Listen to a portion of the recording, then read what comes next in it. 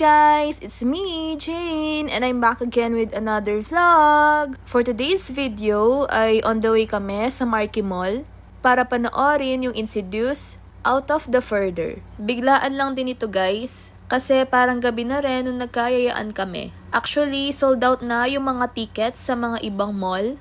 Mabuti na lang at meron pa kaming nabook online sa may Marquee Mall. Before kami dumiretso doon ay nag-take out lang kami ng mga snacks namin dito sa may McDo. Maulan pa din dyan guys, pero wala talagang makakapigil sa amin. For the takbo na lang yung mga persons. Midnight screening pala yung kinuha namin, and this is our first time watching a movie na midnight screening. Medyo late na nga kami dyan, kaya binibilisan na namin.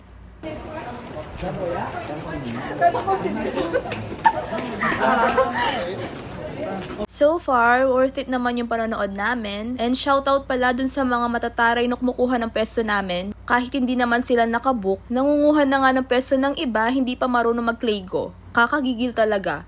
If i-rate ko naman yung pinanood namin na movie, maganda siya and maganda din yung kwento. At 8 out of 10 siya for me.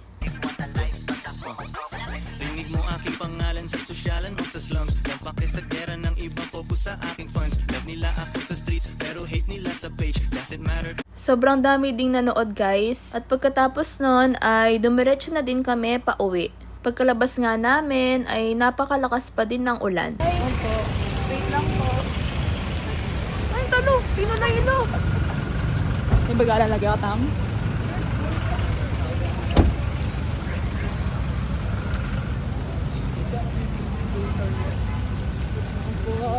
Ako sa muna na ako? The other day naman ay nagkayaan kami na magkape dito lang sa may malapit sa amin para mapag-usapan din yung nalalapit namin na staycation.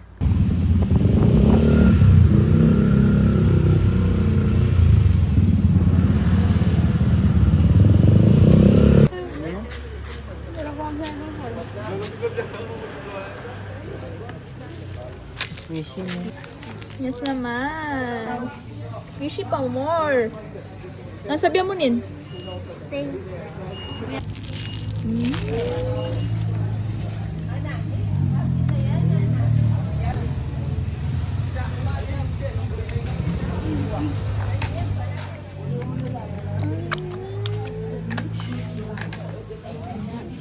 Unboxing.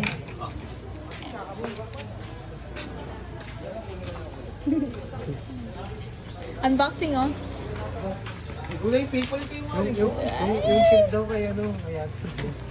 Pinking kaya ka? Pinking kaya ka? Uy, ito hindi ko magan ba? Gusto niya? Uy! May ganyan sa 7-Eleven. Tig 49. Lampo na lang daw. Ay, ilang yung ano. Matamam na lang.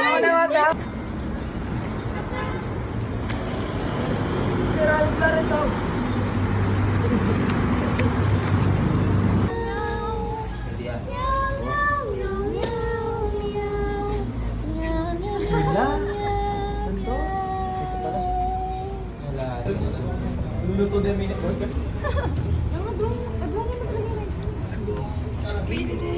And that's all for today guys. Thank you for watching. See you on my next vlog. Bye!